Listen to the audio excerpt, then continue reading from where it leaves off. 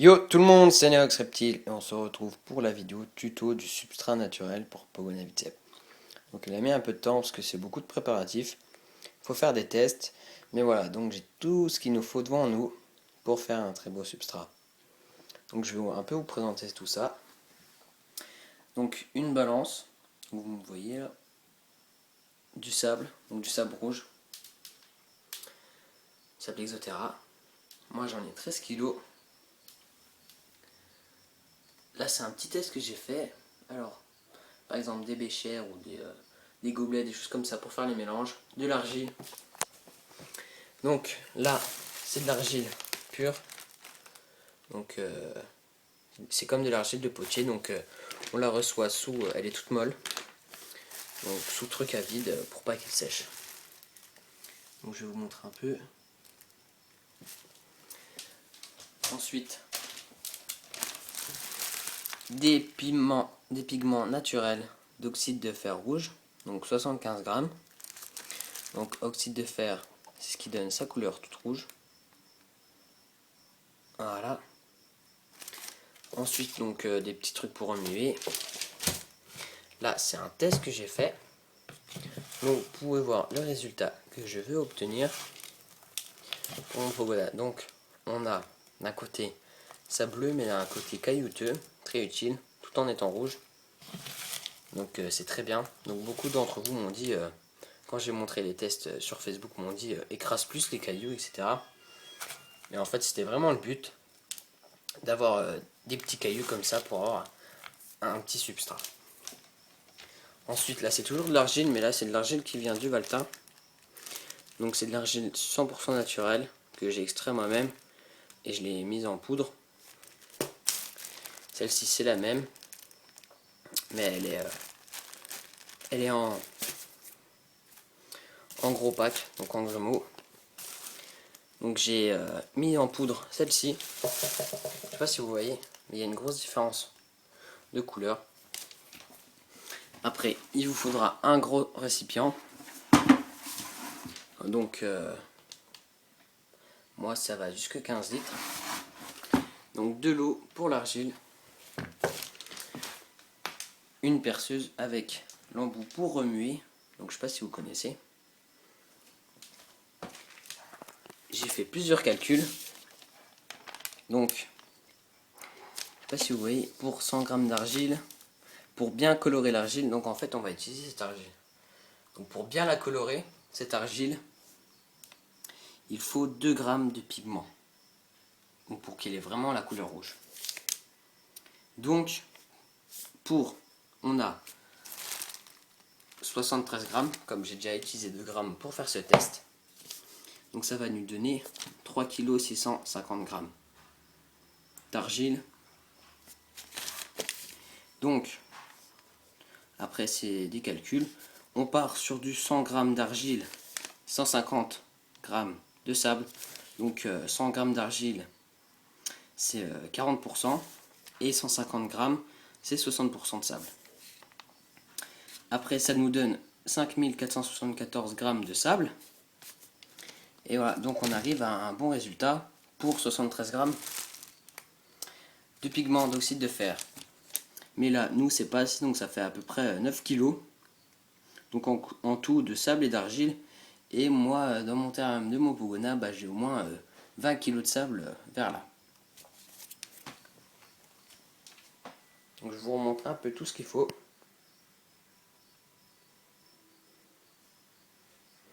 Donc on va commencer très doucement, c'est pour ça que je vais racheter du pigment naturel pour avoir assez pour tout mon terrain. Maintenant, je vais vous faire une petite liste des prix. Donc on commence par le sable. Donc on arrive par 4,5 kg le sachet. Donc c'est des sachets de 4,5 kg. Et on arrive dans les 8 euros. Donc 8 euros les deux. Plus là, ça c'est du 3 kg, mais en fait je l'avais déjà utilisé pour le terrain de mon Gecko, donc je l'ai filtré et nettoyé. Donc on va s'en servir. Donc là c'est 3 kg. L'argile, on arrive à 10 kg d'argile. Donc voilà, c'est de l'argile bien molle, donc elle est encore toute humide. Ensuite, on arrive au pigment, donc le pigment naturel. Donc je vous montre un peu la marque. D'oxyde de fer 3, 75 grammes, pardon. On arrive à 4,75 €. Ensuite, donc pour le reste, donc c'est un peu ce que j'ai chez moi pour m'en servir. Ensuite, je vais vous parler un peu de ça. Donc ça, en fait, c'est de l'argile que j'ai extrait. Elle provient du Valtin, comme j'ai dit tout à l'heure. Et en fait, je vais m'en servir pour faire mon décor de fond. Donc je vais juste en fait changer sa couleur pour qu'elle ait une belle couleur rouge et que ça va ensemble. Donc le substrat va avec le décor de fond. Donc là, en fait, sa couleur rouge, elle est naturelle. Mais celle-ci, en fait, j'ai pas trouvé d'argile comme ci. Donc vraiment sous cet aspect de la couleur rouge. Donc j'ai décidé d'acheter une couleur basique comme ça et ensuite de la colorer. Donc avec du pigment naturel. Donc tout est naturel, pas de toxique. Vous n'avez pas besoin de passer la terre au four, donc des choses comme ça. Tout est naturel. Donc celle-ci, je l'ai extrait moi-même. Donc ou sinon, vous pouvez utiliser la même si vous en reste avec des pigments pour un peu mettre dans l'ambiance de l'Australie. Comme en Australie, c'est de la terre rouge et on est aujourd'hui dans le thème rouge. Donc voilà, maintenant on va passer au mélange. Donc voilà, je vais peser exactement donc 3 kg 650 g d'argile. Donc j'ai ouvert le truc. C'est à 0 et on va mettre 3 kg 650 g. Donc à tout à l'heure. Les 3 kg 650 g sont dans la grosse bassine. Donc voilà, ça fait quand même beaucoup. On va ensuite donc mélanger entièrement dans tout ce qui reste les pigments. Donc là-dedans avec de l'eau. On va bien les diluer. Donc il faut un liant en fait. Et le liant, ça va être l'eau. Et on va rendre cette pâte moins pâteuse mais plutôt liquide comme de la bouillasse. Donc voilà, on se retrouve tout à l'heure. Les pigments ont été mis dedans. Donc un conseil, c'est vraiment des gros pigments. Donc c'est vachement puissant on va dire. Donc ça tâche un peu n'importe quoi. Donc faites vraiment attention. Et voilà, donc on va les diluer avec un petit peu d'eau histoire que ça nous donne un mélange pâteux. Voilà, j'ai déjà pétri l'argile à la main et j'ai rajouté de l'eau, mais maintenant on va passer avec ça. Faut vraiment y aller doucement.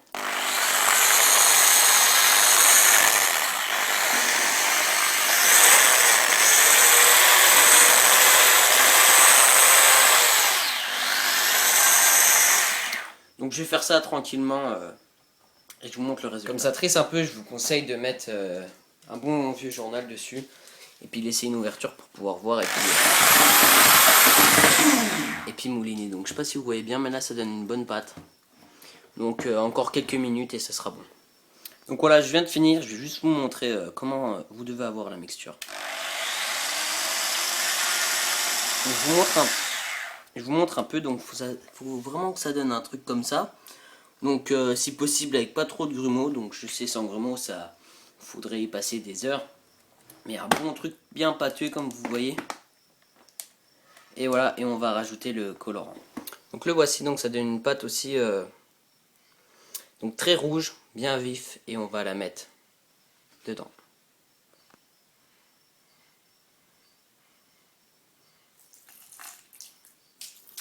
Donc faut bien en mettre partout, sans trop faire d'éclat.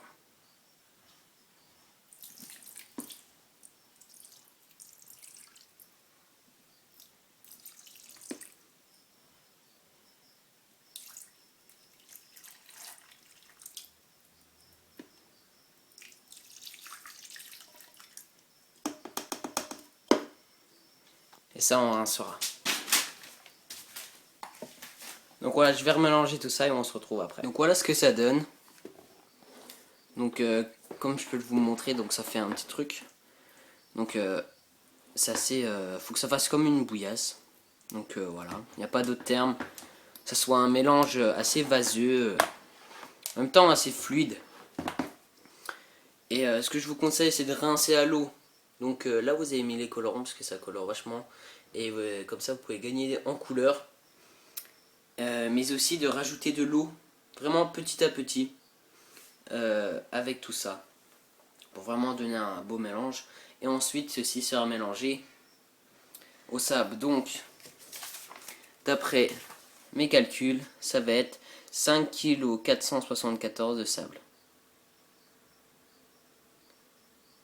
Voilà, 5 kg 474 de sable mélangé à tout ça. Et après, bah, on applique et on laisse sécher tout ça pour que ça nous donne ces beaux substrats. Maintenant, nous allons ajouter le sable à notre argile. Donc là, j'ai pesé donc à peu près 1 kg. Et là, il y a 4,5 kg. Donc ce qui correspond à nos calculs, car il y avait 4 kg 474 et 4,5 kg pour quelques grammes. Donc voilà, on va mélanger tout ça et on se retrouve après. Voilà, le mélange est désormais fini. Donc voilà, ça nous donne une grande pâte, donc mêlée au sable. Donc on fera sécher. En fait, on va déshydrater, ce qui va nous donner ce substrat en fait. C'est vraiment ça que je voulais avoir. Donc j'ai essayé plusieurs techniques et j'ai enfin trouvé. Donc je vous conseille de le faire sécher sous grand temps de soleil. Par exemple comme ici, donc je vais le faire sécher juste devant là. Et on verra ce que ça donne. Donc là c'était la création du substrat. Et dans la prochaine vidéo, je vais vous montrer comment je vais le mettre dans mon terrarium. Et en refaisant le décor de fond avec cette argile. Donc voilà, je vais le laisser sécher tranquillement. Donc voilà, j'ai enfin fini de tout mélanger. Comme vous voyez, il n'y a plus rien, donc il reste un petit peu, mais c'est pas grave. Donc ça va donner légèrement une couleur un peu plus rouge que celle-ci, donc ça va être bien. Donc, je l'ai faite sécher. Donc elle est en train de sécher. Donc, voilà. Donc je l'ai appliqué, c'est sur une toile serrée. Donc bien sûr la toile serrée est propre, donc le soleil il tape assez fort. Donc j'espère que ça va sécher assez vite. Donc vraiment le but c'est d'allier les deux éléments. Donc que l'argile et le sable bah, ça fasse plus qu'un seul truc enfin. Et que ça donne vraiment ce substrat. Donc un peu plus rouge si possible. Et pas seulement des grains comme ça et puis d'un côté de l'argile qu'on peut facilement dissocier. Donc vraiment un assemblage. Donc vraiment un beau substrat. Donc voilà, j'espère que cette vidéo vous aura plu. C'était la première partie. Donc voilà, on se retrouvera pour la deuxième partie de ce tuto où je vous montrerai comment j'ai installé le substrat dans mon terrarium et comment j'aurai redécoré le décor de fond, comment j'aurai un peu arrangé tout ça. N'hésitez pas à liker ma page Facebook, à m'ajouter sur Skype pour plus d'informations. Merci de regarder cette vidéo et n'oubliez pas, abonnez-vous. Allez, ciao!